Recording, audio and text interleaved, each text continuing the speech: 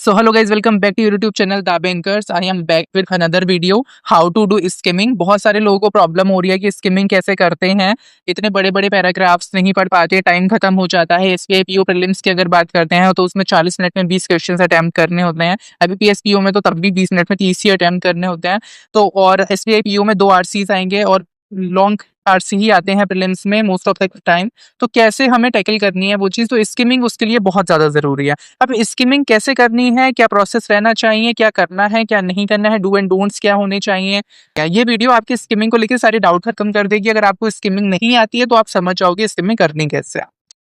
सबसे पहली चीज, स्किमिंग होता क्या है ये समझना बहुत जरूरी है। स्किमिंग एक स्पीड रीडिंग टेक्निक होती है कि आप बहुत जल्दी जल्दी पढ़ रहे हो, बस केवल आपको जो लिखा हुआ है पैसेज में सारे वर्ड्स नहीं पढ़ने होते, आपको कुछ वर्ड्स पढ़ के उसको स्पीड रीडिंग टेक्निक जिसे बोलते हैं वो करनी होती है और एक मेन आइडिया निकालना होता है, ब्रीफिंग कर जिस निकालना होता है उसका।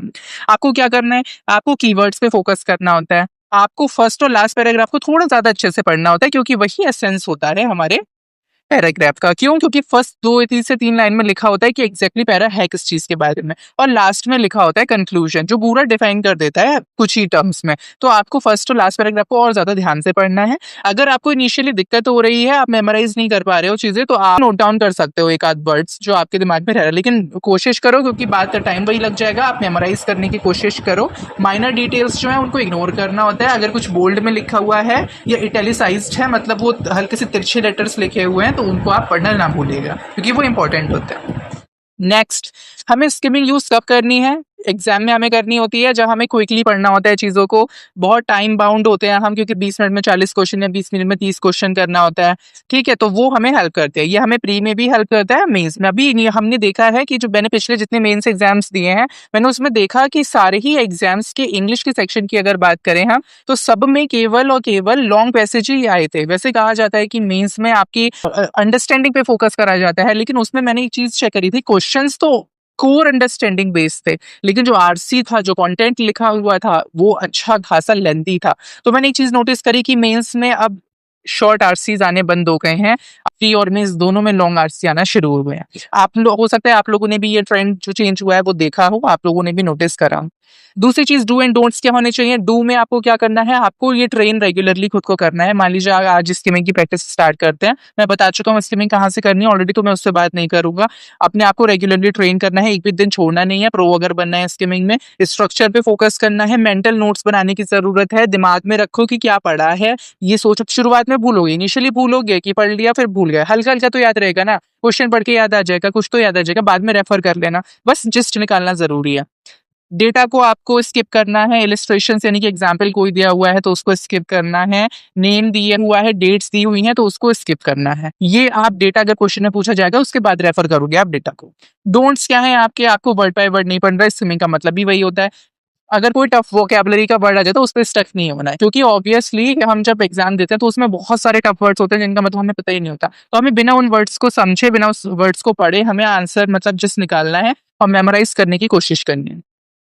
अब एप्लीकेशन देख लेते हैं कैसे हमें अप्लाई करना है। एक शॉर्ट पैसेज है यहाँ पे लिखा हुआ है, इसको हम स्किम। मैंने रिजर्व बैंक ऑफ इंडिया के ऊपर यानी कि फाइनेंशियल आर्टिकल लिया है। क्यों? क्योंकि हमारे जो अगर टफ एग्जाम आता है तो यूजुअली जो है जो फाइनेंस बेस्ड आते हैं हमारे आर्टिकल्स, तो हम उसको पढ़ते हैं। अभी मैंने एक ही स्लाइड लिया है जस्ट केवल एप्लीकेशन के लिए। मैंने आगे बहुत बड़े बड़े पैराग्राफ्स लिए हुए हैं, तो उसमें कोई दिक्कत की बात नहीं है, आप आगे आपको मिल जाए, तो वीडियो लास्ट तक जरूर देखना। स्टार्ट करते हैं। अब पहले मैं रीडिंग करूंगा। क्या? मैंने the Reserve Bank of India formulates monetary policy to manage inflation and control liquidity. अब ऐसे मैं पढ़ूंगा, मुझे बहुत टाइम लग जाएगा, मेरे को 2 से 3 मिनट यहीं खत्म हो जाएंगे। मुझे 30 सेकंड में इसके स्किम करना है और मेन आइडिया निकालना है। अब मैं पढ़ता हूँ। रिजर्व बैंक ऑफ इंडिया ने फॉर्मुलेट करी है मॉनेटरी पॉलिसी इन्फ्लेशन को मैनेज करने के लिए, लिक्विडिटी को कंट्रोल करने के लिए, इंश्योर करेगा इकोनॉमिक स्टेबिलिटी है। इसका प्राइमरी टूल है रेपो रेट, इंटरेस्ट रेट, वो इंटरेस्ट रेट जो आरबीआई लैंड करता है कमर्शियल बैंक पे, जिसपे लैंडिंग करता है। इन्फ्लेशन हाई होता है, आरबीआई इंक्रीज कर देता है रेपो रेट और रिड्यूस कर देता है मनी फ्लो इकोनॉमी में। अगर दूसरी तरफ बात करें तो ग्रोथ अगर स्लो होती है तो ये लो कर देता है। Reserve Bank of India use करता है रिवर्स रेपो रेट का भी, कैश रिजर्व रेशियो का भी और एसएलआर का भी। ये मेंटेन करता है फाइनेंशियल सिस्टम में एक बैलेंस बनाकर। मॉनेटरी पॉलिसी कमेटी जो बनाई गई थी आरबीआई एक्ट के अंदर बनाई गई थी, ये हर 2 महीने में मिलते हैं और मॉनेटरी पॉलिसी को एडजस्ट करते हैं, मेजर करते हैं। इनकी जो डिसीजन होते हैं वो लोन रेट, ईएमआई और इन सबको मॉनिटर करते हैं, डायरेक्टली इम्पैक्ट करते हैं। यहीं पे खत्म हो गया। अब मेन आइडिया अपने खुद के दिमाग में सोचो क्या था, आंखें बंद करो और लगाओ दिमाग, क्या था मेन आइडिया? मेन आइडिया था कि आरबीआई जो है वो एक टूल, मतलब इन्फ्लेशन को मैनेज करता है, एक टूल है जिसके लिए, जिसको कहते हैं रेपो रेट। अगर फ्लो इसको बढ़ाना होता है, अगर इंक्रीज करते हैं रेपो रेट तो मनी फ्लो कम हो जाता है मार्केट में, अगर इसको हमें मनी फ्लो बढ़ाना होता है तो इसको हम लो कर देते हैं। इसी के साथ साथ मॉनेटरी पॉलिसी की मीटिंग होती है, ये 2 बार मिलते हैं, हर 2 बार मिलते हैं और एडजस्ट करते हैं कि क्या कर सकते हो। इतना सा मेन आइडिया था। अब देखो मेन आइडिया क्या था, आरबीआई की मॉनेटरी पॉलिसी क्रूशियल टूल है, स्ट्राइक का बैलेंस बिटवीन इन्फ्लेशन कंट्रोल और इकोनॉमिक ग्रोथ, दोनों के बीच में इस बैलेंस लेके आती है इंटरेस्ट रेट एडजस्टमेंट और लिक्विडिटी मैनेजमेंट के जरिए। वही आ गया, मॉनेटरी पॉलिसी है, अलग अलग टूल यूज करती है, टूल में उसमें दिया हुआ था क्या क्या यूज करती है क्या नहीं यूज करती है, और इंटरेस्ट रेट एडजस्ट करती है, इंटरेस्ट रेट एडजस्ट करके मनी फ्लो की करती है इकोनॉमी। होप सो आपको यहाँ तक एप्लीकेशन समझ आ गया होगा। अब यहाँ से एक दूसरा हम आरसी स्टार्ट कर रहे हैं, इसमें आगे क्वेश्चंस भी हैं, तो आपको प्रॉब्लम नहीं होगी, आपको एसेंस भी पता चल जाएगा और क्वेश्चन में कैसे एप्लीकेशन करना है वो भी पता चल जाएगा। तो स्टार्ट करते हैं। मेडिटेशन एक पावरफुल प्रैक्टिस है जो ऑफर करती है न्यूमरस बेनिफिट माइंड और बॉडी को भी। इसका प्राइमरी एडवांटेज है सिग्निफिकेंट रिड्यूस करता है रिस्क को। जब प्रैक्टिस करा जाता है रेगुलर तो मेडिटेशन हेल्प करता है बॉडी को रिलैक्स करने में, काम करता है नर्वस सिस्टम को, रिड्यूस करता है प्रोडक्शन कॉर्टिसोल का। कॉर्टिसोल का हार्मोन होता है जो स्ट्रेस से लिंक होता है। मेडिटेशन बूस्ट करता है हमारे फोकस को, कंसंट्रेशन को, ट्रेन करता है ब्रेन को, जिससे हम प्रेजेंट मोमेंट में रहें। लोग जो मेडिटेट करते हैं वो रिपोर्ट करते हैं कि इमोशनल वेलबींग, जैसे कि एंजाइटी डिक्रीज हो गई है, लोअर लेवल्स ऑफ डिप्रेशन हो गया है, ओवरऑल मूड एनहांस हो गया। ये जो प्रैक्टिस है एनकरेज करती है इनर पीस को, स्टेबिलिटी को और इमोशनल कंट्रोल को, जो स्पेशली हेल्पफुल होते हैं आज के फास्ट पेस्ड वर्ल्ड में। खत्म। अगर मैं इसको पूरा पढ़ना शुरू करता ना तो मेरा खत्म हो जाता यहीं पे टाइम। अगला, मेडिटेशन कंट्रीब्यूट करता है फिजिकल हेल्थ में भी। स्टडी बताती है कि ये लो करता है ब्लड प्रेशर को, इंप्रूव करता है इन सब चीजों को। माइंडफुलनेस मेडिटेशन जो होता है वो इंडिविजुअल मोर अवेयर बनाता है, उनके थॉट्स में अलाउ करता है कि वो ऑब्जर्व करें डिफिकल्ट इमोशंस को भी। ओवर टाइम जो पेशेंस है ये इंक्रीज करता है, सेल्फ अवेयरनेस को प्रमोट करता है, ओवरऑल बैलेंस को। मेडिटेशन रिक्वायर नहीं करता किसी इक्विपमेंट को, वर्चुअली एनीवेयर, ये कहीं पे भी करा जा सकता है। ये remain the most accessible wellness practice है, अगर हम सालों की सदियों की बात करें तो मोस्ट एक्सेसिबल है। मेन आइडिया खुद के दिमाग में सोचो क्या था, मेडिटेशन के बेनिफिट्स बताए गए थे। मेडिटेशन ये करता है, इससे स्ट्रेस, एंजाइटी, डिप्रेशन ठीक हो जाता है। मेडिटेशन के लिए आपको कहीं फिजिकल टूल की जरूरत नहीं पड़ती है, मेडिटेशन कहीं भी कर सकते हो, और मेडिटेशन बहुत सालों से चल रहा है, और मेडिटेशन के केवल एडवांटेजेस बताए गए थे। ये था मेन आइडिया। अब आगे क्वेश्चन, आपके क्वेश्चन क्या लिखा हुआ है, which hormone often released during long term stress and anxiety is proven to reduce through consistent meditation practice. कौन सा हार्मोन है जो आपके लिए एंजाइटी को और स्ट्रेस को लॉन्ग टर्म में खत्म करता है? तो ऑप्शंस पढ़ते हैं। Helps regulate blood sugar but is not mainly link to stress. Blood sugar की तो बात ही नहीं हुई, तो खत्म हो गया। रिलीज्ड इन फाइट और flight situations but less impacted by meditation, less impacted, meditation की तो कहीं नेगेटिव बात ही नहीं करी, तो एलिमिनेट हो गया।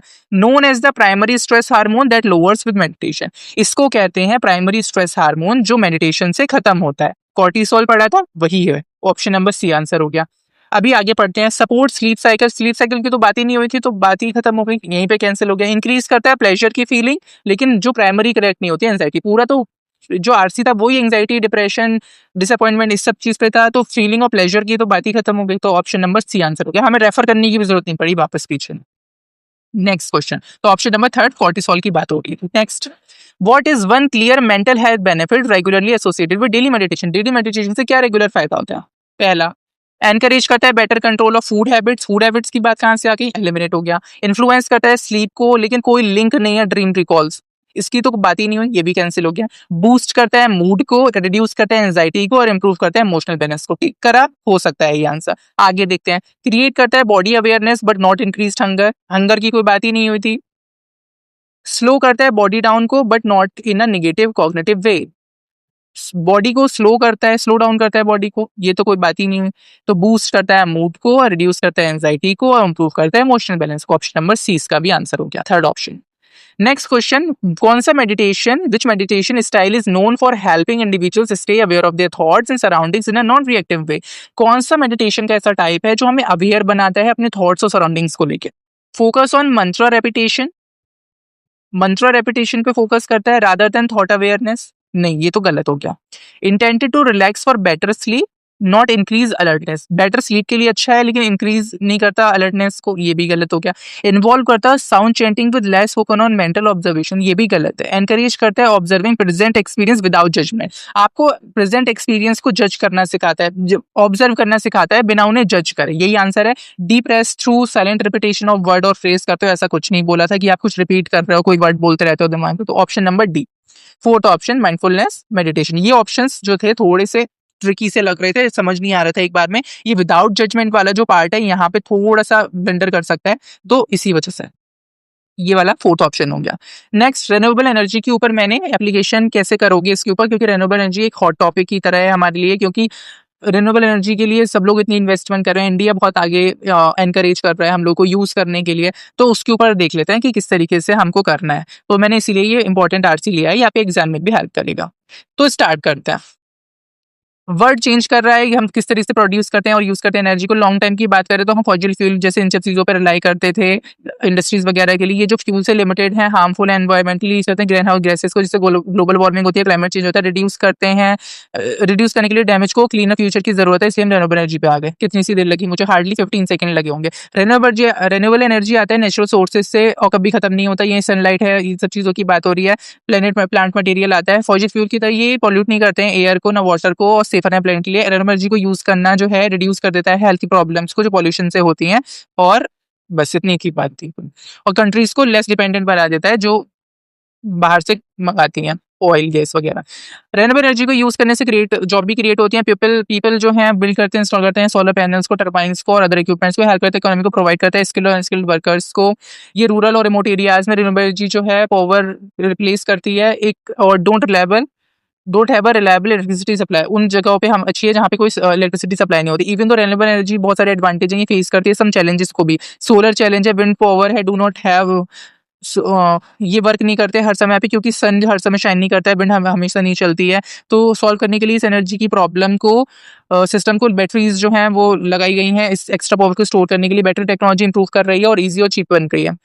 दूसरा चैलेंज है अपग्रेड करना पावर ग्रिड को। बहुत सारी एग्जिस्टिंग पावर लाइन्स जो होती हैं, सिस्टम जो होते हैं फॉसिल फ्यूल्स के लिए बनाए गए हैं और उनको चेंज करना होता है सपोर्ट करने के लिए रिन्यूएबल एनर्जी को। स्मार्ट ग्रिड्स जो होते हैं वो डेवलप किए गए हैं मैनेज करने के लिए एनर्जी सप्लाई और डिमांड को अच्छे से करा जा सके और रिड्यूस करा जा सके वेस्ट को। गवर्नमेंट एक इंपॉर्टेंट रोल प्ले करती है सपोर्ट करने के लिए रिन्यूएबल एनर्जी को। ये ऑफर करती है टैक्स बेनिफिट, सब्सिडीज को, स्पेशल रेट देती है, एनकरेज करती है पीपल और कंपनीज को कि इन्वेस्ट करें इसमें। बहुत सारी पॉलिसीज बनाई गई हैं स्टेबल रखने के लिए, हेल्प करती है ग्रो करने में रिन्यूएबल एनर्जी की इंडस्ट्री को faster. At the same time reduce करती है रिड्यूसिंग सब्सिडीज फॉसिल फ्यूल्स को, shift the focus towards cleaner alternatives.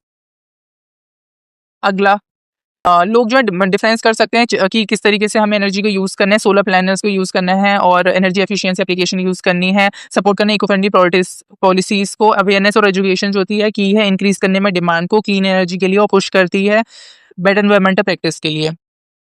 Next, renewable technology, new technology बनाती है रिन्यूएबल एनर्जी को बेटर बना रही है। एवरीडे साइंटिस्ट और इंजीनियर्स वर्क कर रहे हैं मोर एफिशिएंट सोलर पैनल्स वगैरह पे, इन सब चीज़ों पे। और इवन ओशन वेव्स का भी यूज़ करें, हाइड्रोजन पावर का भी यूज़ करें। जो फ्यूचर है एनर्जी का वो स्मार्टर है, क्लीनर और अफोर्डेबल होगा। ये एफर्ट्स जो होते हैं क्लाइमेट चेंज के बहुत सीरियस बन रहे हैं। जो नीड है रिन्यूएबल एनर्जी की कि वो ग्रेटर हो अभी से ही, मतलब हमेशा से अच्छी हो। राइजिंग टेम्परेचर और ये सब चीज़ें डिजास्टर की साइन है कि वर्ल्ड को जल्दी ही इसे अपनाना चाहिए। रिन्यूएबल एनर्जी को स्विच करना जो है मोस्ट इफेक्टिव वे है प्रोटेक्ट करने के लिए एनवायरमेंट को और एक सस्टेनेबल फ्यूचर बनाने के लिए अगली जनरेशन के लिए। कितनी देर लगी, मैंने इतना बड़ा आरसी लिया है ना कि मैंने एग्जैक्ट एग्जाम में इतने ही बड़े आरसी आते हैं। आप खुद देखो, दो पैरे ये 4 5 6 7 8 9 पैरा मैंने लिए हैं। इससे बड़ा आरसी नहीं आएगा आपके एग्जाम में, इससे छोटा ही मिलेगा आपको।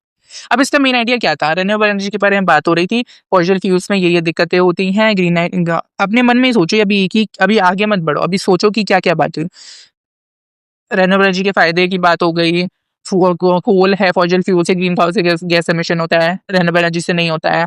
और सोलर विंड का हम यूज़ कर सकते हैं। और यहाँ पे आगे गवर्नमेंट भी प्रमोट कर रही है। लेकिन एक चैलेंज आता है रिन्यूएबल एनर्जी में कि सूरज है या फिर मतलब सन है या फिर विंड है, हमेशा नहीं चलती रहती है। तो उसके लिए बैटरी आ गई, ये हम बैटरी में स्टोर कर सकते हैं एक्स्ट्रा पावर को, जिससे हमारे पावर बैकअप की तरह काम कर सकता है। नई टेक्नोलॉजी पे काम हो रहा है, गवर्नमेंट सब्सिडी दे रही है जिससे फास्टर पेस पे काम हो सके। तो हमें बैलेंस्ड अप्रोच करनी है जिससे हम आगे अच्छी जनरेशन के लिए, सस्टेनेबल फ्यूचर के लिए हम काम कर सकें और एनवायरमेंट को भी साथ साथ प्रमोट कर सकें। यही था मेन आइडिया। रिन्यूएबल एनर्जी से सोलर और विंड जो है क्लीन है, सेफ है और एसेंशियल है। बेटर फ्यूचर के लिए हेल्प करते हैं क्लाइमेट चेंज में, प्रोटेक्ट करते हैं प्लेनेट को और लॉन्ग टर्म एनर्जी देते हैं।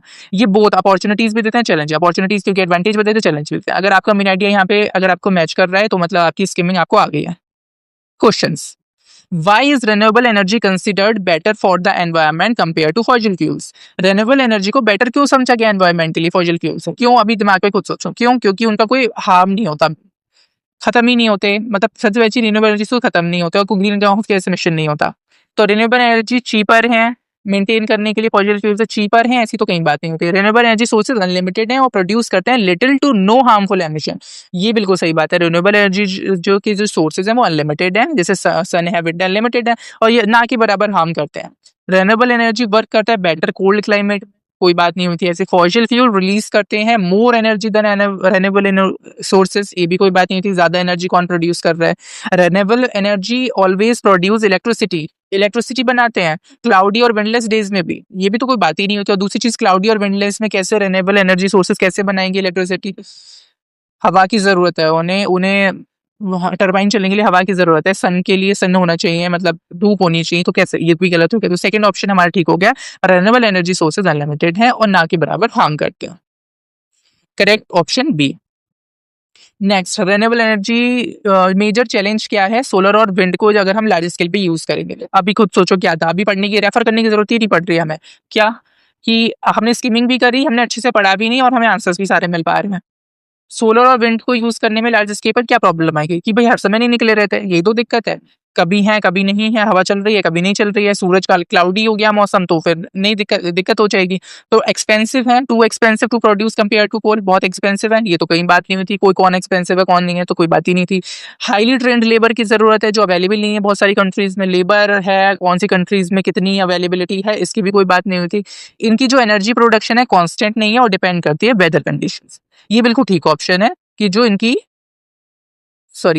एनर्जी प्रोडक्शन है वो कांस्टेंट नहीं है और हमेशा वेदर कंडीशन पे वेरी करेगी। सही बात है, मौसम अगर धूप निकल रही होगी तो एनर्जी प्रोडक्शन हो जाएगा, अब क्लाउडी वेदर है तो एनर्जी प्रोडक्शन कहाँ से होगा? ये प्रोड्यूस करते हैं हार्मफुल एमिशंस जब रूरल एरियाज में यूज करे जाते हैं। ये क्या बात हुई? हार्मफुल एमिशंस मतलब ग्रीन हाउस गैस एमिशंस देते हैं जब इन्हें रूरल एरियाज में यूज करा जाता है, गलत है। ये रिक्वायर करते हैं large amount of water for cooling just like thermal plants, इसमें बहुत सारे पानी की जरूरत होती है, ऐसा भी कहीं मेंशन नहीं था। तो ऑप्शन नंबर कौन सा हो गया? सी। ये एनर्जी प्रोडक्शन इनका कॉन्स्टेंट नहीं होता और वेदर पे डिपेंड करता है, option number C. Next question है, which of the following is the synonym of sustainable? Sustainable एक बार पीछे हाईलाइटेड था अगर आपने नोटिस करा हो, ये देखिए। अब एक बार आपको पढ़ लीजिए इस लाइन को, लास्ट वाली, कि इसका एग्जैक्ट मतलब क्या होगा। Switching to renewable energy is one of the most effective ways to protect the environment and build a sustainable future for the next generation. मान लो सस्टेनेबल वर्ड का मुझे मतलब नहीं पता, इस लाइन को पढ़ के मुझे क्या समझ आ रहा है? लास्ट लाइन तो पहले पॉजिटिव लिखी हुई है, क्यों? क्योंकि स्विचिंग रिन्यूएबल एनर्जी एक one of the most effective तरीका है प्रोटेक्ट करने के लिए एनवायरनमेंट को और बिल्ड करने के लिए फ्यूचर नेक्स्ट जनरेशन के लिए। तो कैसा फ्यूचर? अच्छा फ्यूचर जो अच्छा हो। अगर आपको सस्टेनेबल का मतलब नहीं पता तो अब चलते हैं पीछे की तरफ, क्या था ऑप्शंस क्या थे? परपेचुअल, परपेचुअल का मतलब होता है जो चीज चलती रहे हमेशा, तो सस्टेनेबल का सिनोनिम परपेचुअल हो गया। स्पोरेडिक, स्पोरेडिक का मतलब होता है जो चीज ओकेशनली हो रही हो, रुक रुक के हो रही है, इरेगुलर हो रही हो, तो वो हो गया स्पोरेडिक। तो सस्टेनेबल का सिनोनियम तो नहीं है, option number b. Option number b नहीं है तो ऑप्शन नंबर बी चला गया, ऑप्शन नंबर डी चला गया। अब एवरलास्टिंग बचा। एवरलास्टिंग का मतलब है हमेशा, लास्टिंग मतलब रहने वाला, एवरलास्टिंग होता है हमेशा रहने वाला। तो ए और सी दोनों आंसर हो गया, ऑप्शन नंबर ई हमारा आंसर हो गया। Which of the following is not similar to reduced? अब यहाँ पे लिखा है अपोजिट नहीं लिखा है, नॉट सिमिलर। नॉट सिमिलर का मतलब क्या? अपोजिट बताना है रिड्यूस का। स्काई रॉकेट कर रही है, स्काई मतलब आसमान में रॉकेट की तरह चल रहे हो, तो रॉकेट ऊपर जाता है मतलब इंक्रीज करे, तो स्काई रॉकेट का मतलब क्या हो गया? इंक्रीज होना। प्लंज का मतलब आपको नहीं पता, प्लमेट का आपको नहीं पता अगर मतलब, तो रेप्यूडिएट का आपको मतलब नहीं पता, तो आप कैसे करोगे? तो इसलिए वोकैब की भी बहुत ज्यादा जरूरत है अगर आप आरसी सॉल्व करते हो तो, क्योंकि वोकैब के 2 से 3 क्वेश्चन आते ही हैं। तो हिंदू एडिटोरियल पढ़ना बहुत जरूरी है, मैंने पूरी स्ट्रेटेजी बताई हुई है, लिंक डिस्क्रिप्शन में डाल दूंगा कि किस तरीके से इंग्लिश प्रिपेयर करनी है। तो स्काई रॉकेट तो चलो आपको थोड़ा सा पढ़ के समझ आ रहा है, प्लंज है, प्लमेट है, रेप्यूडिएट है, इनका मतलब ही नहीं पता। प्लंज का मतलब होता है कोई चीज नीचे गिर गई, कोई चीज नीचे गिर गई, प्लंज कर गई, मार्केट प्लंज कर जाता है स्टॉक मार्केट। प्लमेज का मतलब भी सेम होता है, नीचे गिर जाना, रिड्यूस हो जाना। रेप्यूडिएट का मतलब होता है कोई ऐसी चीज जिसको आपने गिव अप कर दिया, छोड़ दिया, किसी का इस चीज को अपने आप से अलग कर दिया, आप डिटैच कर दिया, मतलब रिफ्यूज टू एक्सेप्ट कर दिया आपने, तो वो हो गया आपका रेप्यूडिएट। तो इसका तो कोई कहीं से कहता मतलब नहीं, ऑप्शन नंबर डी चला गया। बी और सी तो सेम वर्ड है, रिड्यूस की प्लंज और प्लमेट करना मतलब नीचे गिर जाना, स्काई रॉकेट का मतलब है ऊपर उठना। और दूसरी चीज़ आप एक चीज़ नोटिस करोगे, अगर आपको समझ नहीं आता किसी भी वर्ड का बी, सी, डी और किसी का मतलब नहीं समझ आता, अगर ऑप्शन नंबर ए का आपको थोड़ा भी मतलब समझ आता है, स्काई रॉकेट मतलब कोई चीज़ ऊपर जा रही है, स्काई और रॉकेट मतलब ऊपर जा रहे हैं, रॉकेट ऊपर ही तो जाता है। तो आपको नॉट सिमिलर बताना था, तो नॉट सिमिलर मतलब जो रिड्यूस का एंटोनियम है, तो रिड्यूस का एंटोनियम ऑलरेडी फर्स्ट ऑप्शन था, स्काई रॉकेट। आपको नीचे किसी का मतलब नहीं पता होता तब भी आपका आंसर टिक हो जाता।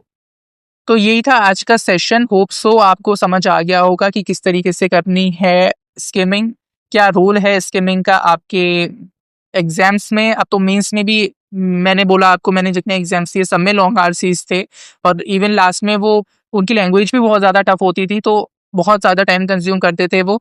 तो इसीलिए स्किमिंग आना बहुत ज़रूरी है। कहीं कहीं पे समझ ही नहीं आता था, एक एक डेढ़ लाइन ही समझ ही नहीं आती, तो उसको स्किप करना चाहिए, उसको बाद में रेफर करना चाहिए अगर क्वेश्चन में पूछा जाए तो। इस वीडियो को बनाने में बहुत मेहनत लगी है, पूरा पीपीटी खुद से तैयार करा है मैंने, ये इधर-उधर से आर्टिकल्स लिए हैं। तो वीडियो को लाइक कर देना, शेयर कर देना और सब्सक्राइब कर देना क्योंकि ये फ्री ऑफ कॉस्ट होता है। Thanks for watching.